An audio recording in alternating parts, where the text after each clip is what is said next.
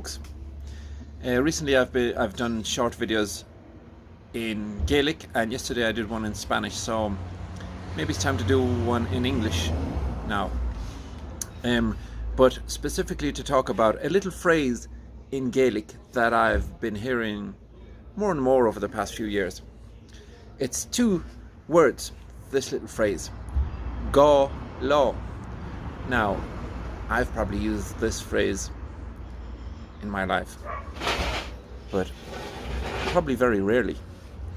For example, maybe a couple of years ago, when I bought a carton of wine. You know, here in Spain they often sell wine in cartons, and I whacked this carton of wine into the freezer instead of the fridge when I was unpacking the shopping.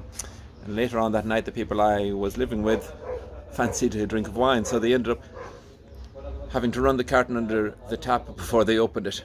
So I suppose they could have used this phrase, Gá lá. Other than that, maybe if you were maybe if you were snowed in and you needed to get to work, you could talk about Gá lá. So it's used surprisingly frequently on, for example, Gaeldom Radio or on social media. Disproportionately so, it seems to me. But anyway, Gá lá. So now you know.